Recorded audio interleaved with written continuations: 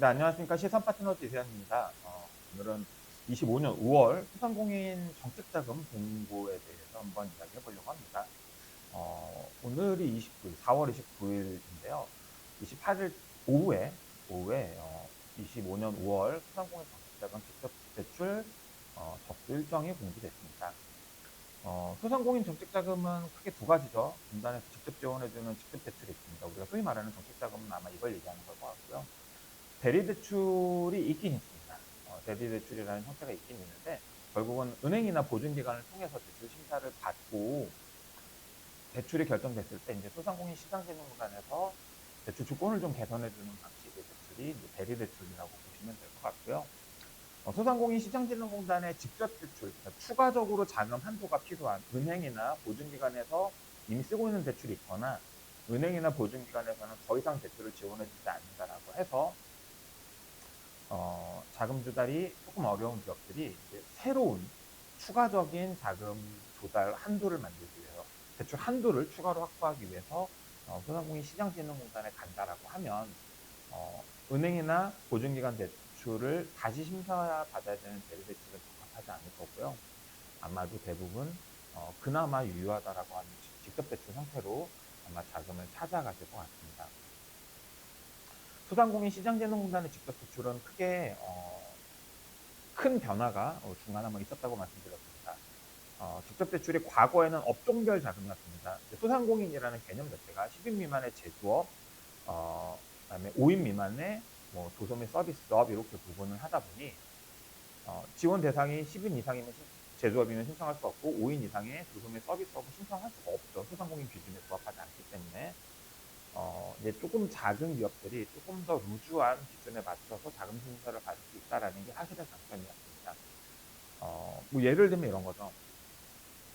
중증원 정책자금을 신청한다라고 하면 사실은 몇백억씩 매출을 하는 기업과 어, 매출액이 1, 20억인 기업 혹은 5억 미만인 기업이 같이 경쟁해야 되는 구조다 보니까 아무래도 경쟁에서 좀 치를 수 있죠. 두 번째는 뭐 신보기부도 마찬가지고 중증원도 마찬가지고 대부분의 기관들이 업력 7년을 기준으로 7년 미만 창업 기업을 중심으로 지원을 하고 있습니다. 그러다 보니 좀 업력이 긴 우리 중소기업 소상공인들은 자금을 신청할 수 있는 환경이 만들어지지 않았었는데 그 돌파구가 그런 좀 가려운 데를 긁어줬던 게 소상공인 정책 자금의 직접 대출 항목이 아니었나라는 생각이 좀 듭니다. 소상공인 정책 자금 직접 대출 같은 경우에는 작년 초까지만 해도 제조업 기반 자금, 소공인 특화 자금이라고 하는 10인 미만 제조기업이 신청할 수 있는 자금, 업력에 상관없이, 그다음에 뭐 성장 촉진 자금이라고 해서 어, 비제조업이 신청할 수 있는 자금, 그다음에 뭐 스마트 자금이라고 해서 통식 판매 사업자가 신청할 수 있는 자금 이런 업종별로 자금이 좀 구성되어 있다라고 하면 작년 3월 이후부터는 이제 특정 요건을 어떤 특정 조건에 부합해야만 자금을 신청할 수 있는 요건별 자금으로 완전히 탈바꿈이 됐습니다. 어, 아마 그 대표적인 게 혁신성장 촉진 자금일 것 같고요. 늘 말씀드리지만 민간투자 연계형 매출공단은 우리 뭐 소상공인 시장진흥공단이 지정하는 몇 개의 VC에서 투자를 받거나 받을 약정을 하는 기업이 신청 대상이다 보니 사실 평범한 우리 중소기업들이 대부분 여기에 해당하는 경우는 없을 것 같습니다. 그래서 보시면 상시 접수죠. 그래서 소상공인 정책자금 중에 직접 대출은 매월 접수를 원칙으로 하되 제도적 특별자금, 민간 투자 연계형 매춘자, 그다음에 우리 지난달부터 혁신성장 촉진 자금 중에서 소상공인 졸업 후보 기업 자금, 신용 취약 소상공인 자금 이런 부분들은 상시 접수할 수 있게 좀 문을 열어줬다라고 보시면 좋을 것 같고요. 신용 취약 소상공인 자금 같은 경우에는 상시 접수는 아니에요. 사실은 한 달에 한 번씩 접수하는 방식으로 4월 달부터 좀 진행되고 있는데 4월 신청은 있었고 5월 신청은 없습니다. 그러니까 4월 신청으로 마감돼서 5월 신청은 아직 없는 것 같고요. 공고 자체도 마감된 것 같습니다. 그러니까 5월 2일부터 소상공인 정책자금 직접 대출의 신청 기간인데 아직 접수 개시가 안 되는데 마감됐다는 건 예상이 없다는 얘기죠. 그래서 현실적으로 우리 소상공인 정책자금 중에 직접 대출로 우리 기업들이 활용할 수 있는 자금은 아마 혁신성장 촉진자금, 뭐 100번 양보하면 일시적 경영 애로 자금 정도가 아닐까라는 생각이 좀 들고요. 제도전 특별자금 문의하시는 분들이 가끔 있는데 제도전 특별자금은 일반 기업들이 신청할 수 있는 자금 자체가 아닙니다. 제도전 특별자금이라 함은 이렇게 보이시는 것처럼 네, 어, 소상공인 희망 리턴 패키지에 교육을 이수한 기업이거나 혹은 24년 이커머스 미정산 피해 관련 특혜 자금, 그러니까 피해를 본 기업이거나 혹은 뭐 재창업을 위한 교육을 이수한 기업이거나 뭐 이런 조건들이 선행해야 되는 조건들이 있어서 내가 지금 매출이 떨어졌으니까 힘드니까 신청할 수 있는 자금이다 이렇게 생각하시면 어, 합리적이지 않을 것 같고요. 또 일시적 경영 애로 자금도 마찬가지입니다. 매출이 줄어들었다가 아니라 신청 대상이 소상공인 시장진흥공단의 일시적 경영 애로 자금이라 함은 연매출이 1억 400만 원, 1억 400만 원 미만이고 엔드 더하기 업력 7년 미만이어야 됩니다. 그러니까 매출이 1억 400 미만이면서 업력이 7년 미만이면서 아래 해당하는 사유로 매출이 10% 이상 감소한 기업이죠. 여기 보시면 감염병 확산, 특정 재난재해 뭐 이런 것들로 인해서 어, 매출이 10% 이상 감소했거나 감소할 것 같은 기업이 신청하는 자금이기 때문에 내가 지금 영업이 안 돼서 매출이 줄었다. 그래서 한번 신청해보고 싶다. 그게 대상이 아니다라는 걸 좀 이해하실 필요가 있습니다. 그러니까 정말 많은 분들이 자꾸 매출이 조금 줄어들면 신청할 수 있는 자금 중에 하나가 일시적 경영애로 자금이라고 생각하시는데 그건 아니다. 네. 네. 매출이 1억 400 미만 소상공인 시장진흥공단만 그렇습니다. 소상공인 시장진흥공단의 일시적 경영애로 자금은 매출이 1억 400 미만이면서 엔드 업력이 7년 미만이면서 엔드 특정 사유로 공단이 정한 특별한 사유로 매출이 10% 이상 감소한 기업이 신청하는 자금이다. 그래서 내가 단지 영업이 어려워서 매출이 줄어서 한번 신청해 볼까 하는 자금은 아니다. 그런 건 아마 신부기부 중진공에 있을 수 있는데 거기서도 그냥 내가 영업이 안 돼서 경기가 안 좋아서 매출이 준 거는 대상으로 인정하는 경우가 거의 없다라고 말씀을 드립니다. 현실적으로 우리 소상공인 시장진흥공단에서 우리 소상공인들이 신청해볼 만한 직접대출은 혁신성장 추진자금 이거 하나밖에 없다라고 늘 말씀드립니다. 5월 공고 나온 거 보면요. 신청 대상은 혁신형, 일반형 두 개로 나뉘는데요. 혁신형은 대상이 되신다라고 하면 운전자금 한도 2억, 시설자금 한도 10억의 한도입니다. 아무래도 대출 한도가 좋기 때문에 혁신형으로 신청할 수 있는 분들은 혁신형 조건을 좀 체크해 보실 필요가 있어요. 수출 소상공인입니다. 첫 번째 조건이 예전에 소상공인 시장진흥공단의 수출 자금은 수출 소상공인은 매출액의 10% 이상이 수출 실적이었어야 했는데 올해는 바뀌었죠. 1,000불입니다. 1,000불. 1,000불을 기준으로 한다.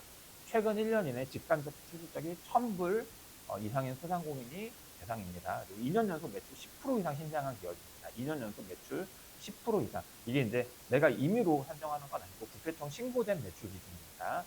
매출 기준이 2년 연속 10% 이상 신장한 기업. 그다음에 스마트 공장, 강한 소상공인, 로컬 크리에이터, 소상공인 후보, 졸업 후보 기업 대상이라고 보시면 될 것 같고요.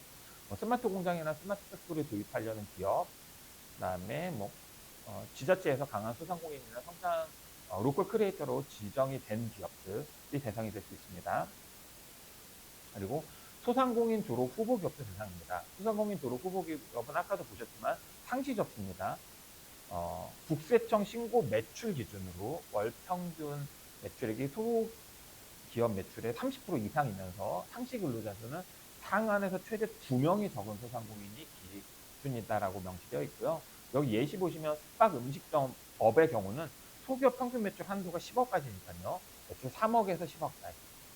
소상공인 범주에 들어가는 식당, 숙박시설의 상시 근로자는 5인이 맥스이기 때문에 3명, 4명, 5명 이렇게 인원이 그러니까 상시 근로자가 3, 4명의 매출 3억 이상 10억 이하의 매출 구조를 가진 숙박 음식점업은 다른 별도의 조건 없이 신청할 수 있는 자금이다라고 설명을 좀 드립니다.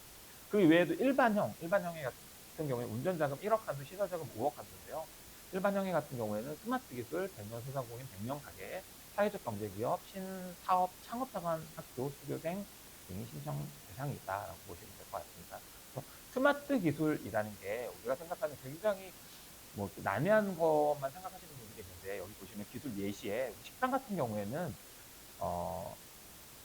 비대면 주문 결제 키오스크, 슈퍼컵도 뭐 수제 카페 마찬가지로 테이블 오더, 식당 같은 경우 테이블 오더, 서빙 로봇, 그다음에 우리 제조업체들 같은 경우에는 3D 프린터, 네, 뭐 이런 것들 활용하시는 기업들이 다 신청 대상이시니까 대상이 되는 기업들은 어, 신청 기간이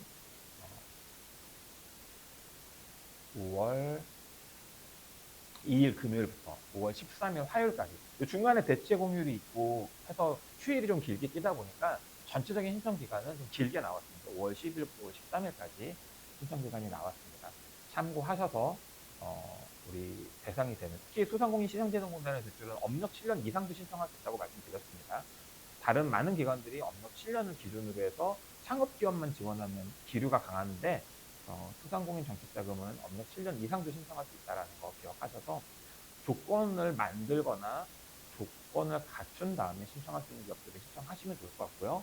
뭐 예를 들면 현재 대상인 기업들은 기한에 맞춰서, 혹은 소상공인 주로 후보 기업은 상시 접근권요, 이렇게 좀 신청하셔서 공단 대출이고 직접 대출이기 때문에 보증료도 발생하지 않고 은행에서 예대할 때는 은행처럼 붙이지 않는 저리 장기 신용 대출입니다. 운전자금 같은 경우 5년 만기고요. 시설자금 같은 경우 8년 만기이기 때문에 생각보다 안전하게 길게 쓸 수 있는 자금이니까 대상이 되는 기업들은 한번 관심을 가지고 신청해 보셨으면 좋겠다라는 말씀을 드리고요. 참고로 5월 중진공 정책자금 신청 일정도 보시면 그 중간에 끼었습니다.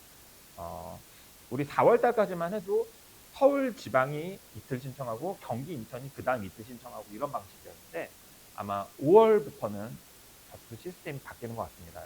전국이, 서울 지방 경기 인천 전국이 동시에 5월 7일 8일 양일 접수고요. 6월 달에도 6월 2일 4일 양일 접수 공고가 나왔습니다. 6월 3일이 지금 우리 대통령 선거가 예정되어 있기 때문에 그렇죠. 그래서 중진공도 5월 달 5월 7일, 8일 양일 접수가 공고되어 있으니까요.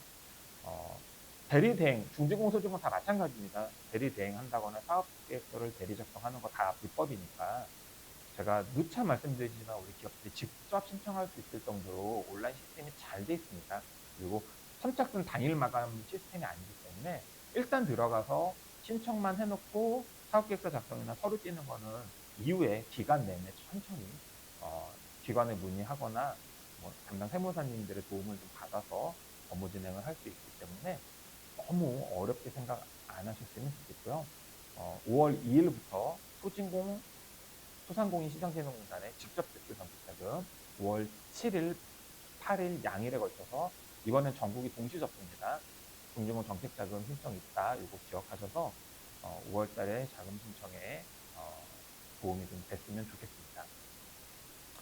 저희 시선 파트너즈는 중소기업과 1대1 상담을 통해서 기업의 현황, 그다음에 사업계획, 목표에 맞게 문제를 도출하고, 도출한 문제를 중심으로 우리 기업이 이해하고 실행 가능한, 지속 가능한 방법과 과정으로 고객들의 문제 해결에 기여하고 있습니다.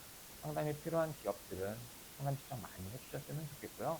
저희 유튜브 채널 벤처를 부탁해, 그다음에 블로그 벤처를 부탁해, 밴드는 덕분에라는 이름으로 운영하고 있습니다.